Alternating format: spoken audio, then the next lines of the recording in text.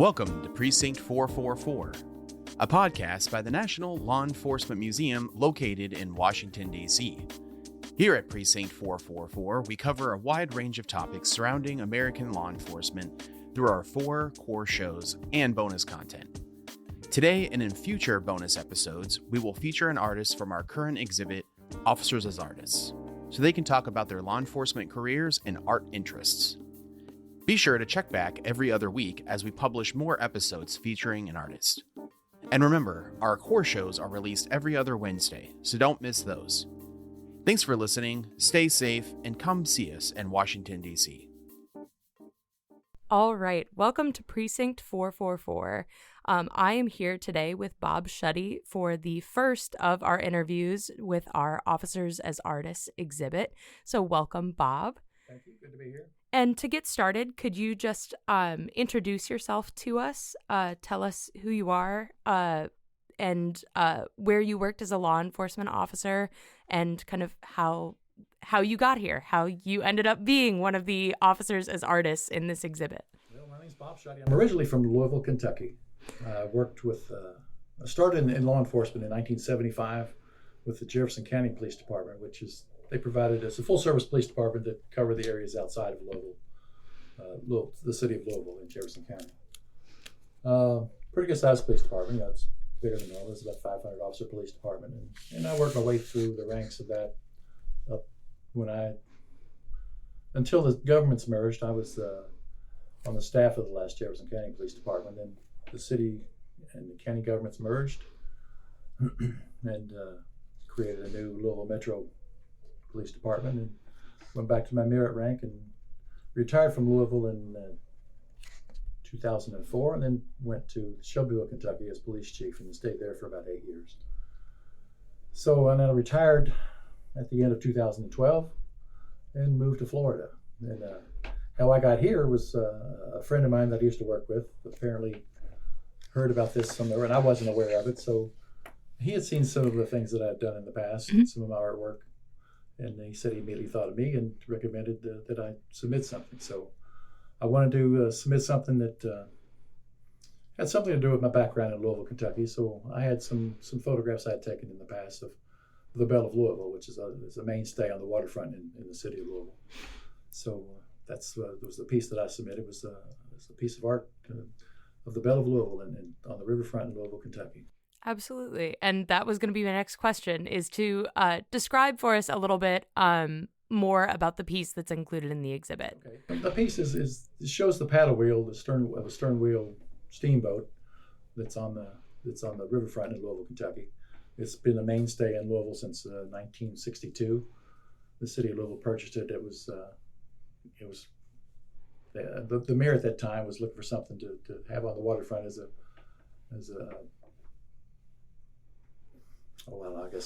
some kind of piece for the waterfront. Yeah, like a tourist kind of something to bring people in. So and at that time, the Belle was in kind of disrepair, or it was the Avalon then, and it was kind of in disrepair. So over the years, it's been remodeled a number of times, and it's still on the waterfront. It has a number of issues over the years, but it's still there and quite a historic piece on the waterfront. So that's something I just want to do, just kind of to represent the city of Louisville. Absolutely. And is it a photograph that is on display, or is it a... Oh, it's an oil painting. An oil painting. Yeah, that's what I thought. Yeah. Oil painting, it's oil on panel. I started, from when I started painting, that's all I do. It's all I know how to do. Yeah. I'm a watercolor artist, so I'm kind of the same way. That's what I know how to do, and that's what I'm going to keep doing. Yeah. People ask me if I ever considered other media. I said, I don't know enough about oil painting yet to consider another media. So I've only been doing this such a short time, so I'm still learning and have a lot to learn. As you said, you've only been doing this a short time. When did you really start creating and painting with oils? It was during the pandemic. It was actually in April of 2020. I'm at home, just kind of hanging out, not doing much. A friend of mine who is a successful painter in Louisville, Kentucky, we were talking on the phone, and he says, I can teach you how to paint. And I said, Tom, I don't think you can. So we started off doing some basics. We do it FaceTime. We do 2 days a week of FaceTime. and we still do that on Tuesdays and Fridays. We at 10 o'clock we have our FaceTime sessions, and we've gotten to the point now where we just kind of goof off more. But we still talk about painting a little bit. But he said he's taught me pretty much everything he can teach me at this point. Yeah. So and he's been a good teacher, been a good mentor, and sometimes I call him my tormentor. So. And what were the kind of things that he needed to teach you to really get you painting? Everything from square one. I mean, from square one, I had no equipment. I had no experience at all in art. I was never exposed to art as a child. When I was younger, it was never a part of my life. So I was suspicious that I could even get here. Mm-hmm. And he tried to explain to me that art was painting was a learned process, and if you learn the basics and you learn them right, just a matter of sketching and some of the basics about perspective and those kind of things, and colors and mixing paints and so forth, and what colors go well with others, and you can go from there and kind of experiment on your own after that. And I know that you started painting in 2020. You would have started painting after you'd retired. Right. But did you find that maybe it's no longer dealing with the stress of the job, but sure. Do you find that it helps you kind of relieve the stress of life, or when stresses that used to be on the job come back up? Do they make a difference? Absolutely. I have a bedroom in my house that's converted into my studio. I go back in my studio for hours, and I spend time back there, whether it's doing various things, painting and sketching and drawings, preparing paintings, and going through photographs for perspective paintings. Mm-hmm. I spend hours in there, and I guess it keeps me out of trouble, I guess. Oh yeah, definitely. I know exactly how that feels. And do you think like a big part of this exhibit has been really examining the officer as an artist? So some of these officers that are in the exhibit are still actively working in law enforcement, and their art really reflects the subject matter that they're surrounded by every day. Mm-hmm. Do you find that your identity as an officer influences your identity as an artist, or are they very separate from each other? I don't know if it influences so much as my work, but I think it does have an influence. I think, after spending 37 years in law enforcement in that kind of structured environment, I think I have a difficult time loosening up my style, and I struggle with that sometimes, and my teacher gives me heck about that. But I'm trying to get better at that. But I think I really do believe that, having been a police officer and in that environment for so many times, for so long, and being in such a structured environment, I think that has an influence on being able to loosen up and not be so precise. Absolutely. And I think from just my perspective as an artist too, it's kind of like you need to be able to be disciplined enough to take a look at it. And when you make mistakes on a piece or something, you have to have enough discipline to be like, okay, I'm not going to just drop it and quit. I'm going to keep going and figure out what I did wrong and try to fix it. And I think that, having that background in law enforcement and having to be so disciplined for so long can kind of help with that. But at the same time, it's like there's a point in time where you have to let that kind of strictness go and just let yourself be creative, if that makes sense. That's true, and it's hard. It's really hard. Yeah, it is. I believe it. I struggle with that, but I'm getting better. Mm-hmm. I'm getting better. And actually, for this particular piece, it doesn't show up as much because I felt like this piece has so much detail to it, and I was okay with that. So I knew that going into it. I wasn't worried about trying to loosen up. I realized that going into it, what it was going to be and what I intended it to be. So. And I think that the piece that you have in the exhibit as well really, even though it may not be to necessarily your identity as an officer, it's a big part of the community where you lived and where you served, and so it kind of all fits together in a way, which is kind of nice. I think so.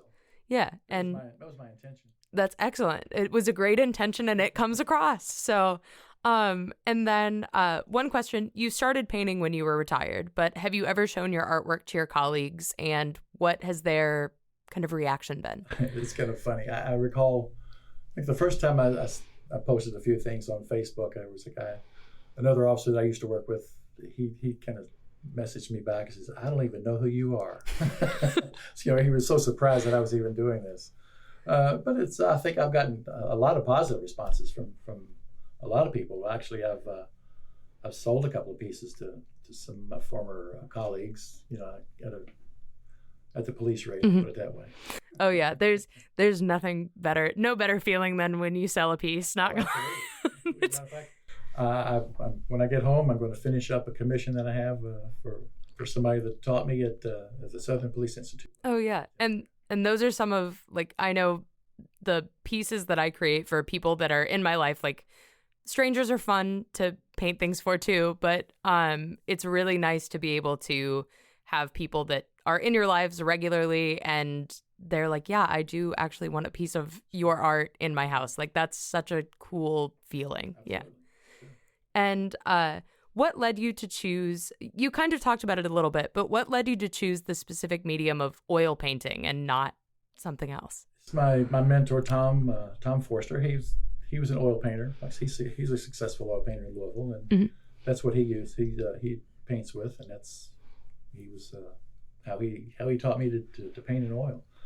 I've seen other people in acrylic. It just doesn't interest me. Yeah. Watercolor does, but it's a totally different process than oil painting. In the area that I'm from, there are quite a few really, really good watercolor painters. And I've been impressed by some watercolors that are around. But I feel like I said earlier, I just don't feel like I know enough about oil painting at this point to try another medium. Yeah. And it takes a lot of, as an artist myself that leans into watercolor, it's an investment to take up a new medium. Like, it really, absolutely. And especially the more you get into it, the more kind of tools and little tricks that you find and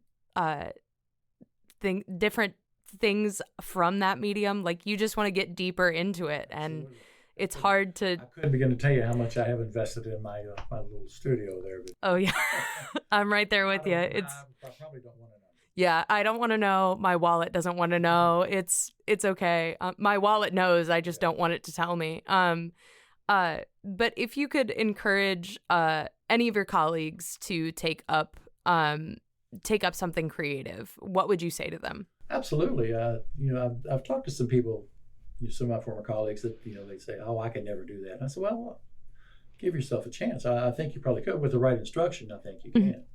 It's like I say, it's a learning process. Some, just like any other thing, there's some artists, I guess, are better than others. But if you want to try that, I think it's something anybody can learn to do. To what degree, however, how much you want to put into it is up to you. I put a lot of time and effort into it.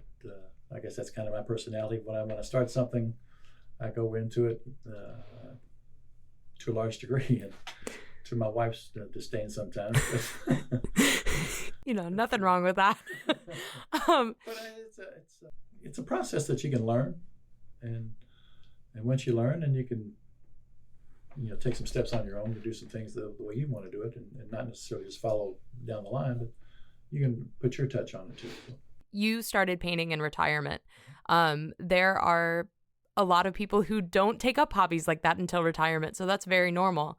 But do you think, looking back at your career in law enforcement, do you think that if you would have had a creative outlet, if you would have started doing this painting earlier, do you think that would have made a difference with just how the job felt, or not really? I don't know, because I think this is so time consuming the way I've gotten into it. Of course, I had time on my hands, and I was able to do that. And I think back to the time when, my last job, I was a police chief for 8 years, and that's pretty time consuming in itself. So I don't know that I would have had the time to really get into it like I have since I was retired. But and that would put the learning process, and maybe the frustration levels would have gotten a little higher. And I don't know if I would have continued it if I would had that kind of that frustration level. And doing that as I was retired, I was able to deal with those things and called my teacher and go over some things and make some correct some errors and so forth. But it's pretty time consuming. And when I was working, I don't know if I would have had sufficient time to pursue it to the level that would keep me going with it. And the piece that you have out on display in the exhibit is very detailed. So it's one of those things that, and I know like when I'm painting, I have some pieces that I can get done in an hour and they're done, they look great, but they're not very detailed. But the ones that have like where I can point out like intricate little details, I'm like, that actually took me like multiple days. That took a lot of time. And when you have a job like a police chief or something like that, like you just don't have time. So that makes sense. Yeah. You just don't have the time to do it to the level that I would want to do it. One kind of final question for us today. Your artwork is, you started in Louisville, Kentucky, you're in Florida now, and your art is hanging in a museum here in Washington, D.C., close to, we're not a Smithsonian, but you know, we're close to all these other huge exhibits that have like these really big name artists, and you're now in a museum exhibit as well.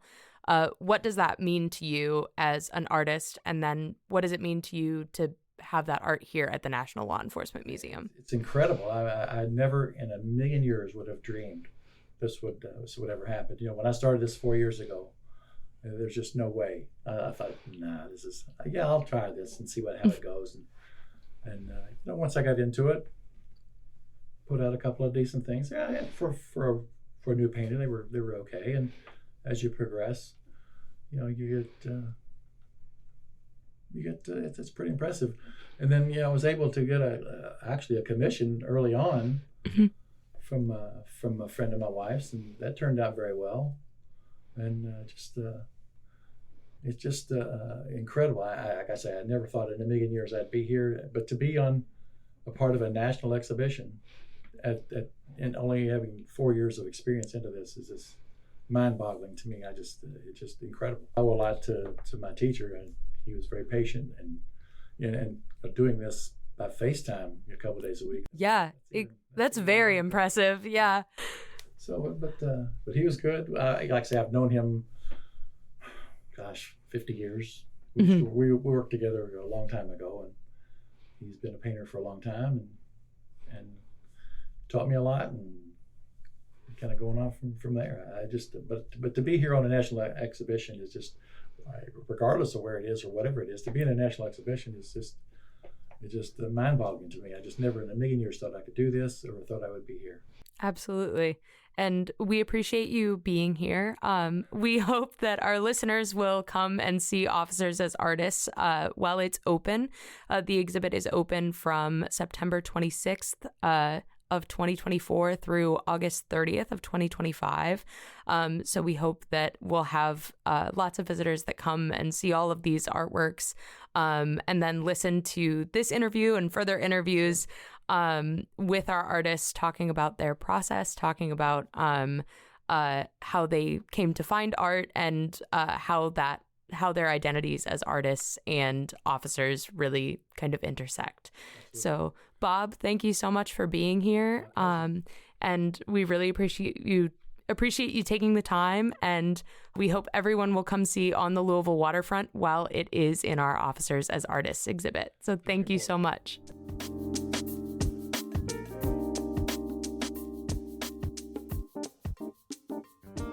Thanks for listening to this special bonus content featuring an artist from the museum's temporary exhibit, Officers as Artists, where the artworks of 50 law enforcement officers from all over the country are on display now through August 30th of this year. And remember, our core shows are released every other Wednesday, so don't miss those. Thanks for listening, stay safe, and come see us in Washington, D.C. Please subscribe to Precinct 444 on your favorite podcasting platform to stay connected and to receive our latest content as soon as it drops. We would love to hear from you. Send in your questions, comments, and feedback to precinct444@nleomf.org. You can help us make our content even better. The National Law Enforcement Museum is located at 444 East Street Northwest in Washington, D.C., and is dedicated to telling the story of American law enforcement. We expand and enrich the relationship between law enforcement and the community through educational journeys, immersive exhibitions, and insightful programs. Find us online at lawenforcementmuseum.org and stay tuned for more podcast content from Precinct 444. Until next time, stay safe. We'll see you at the Precinct. you.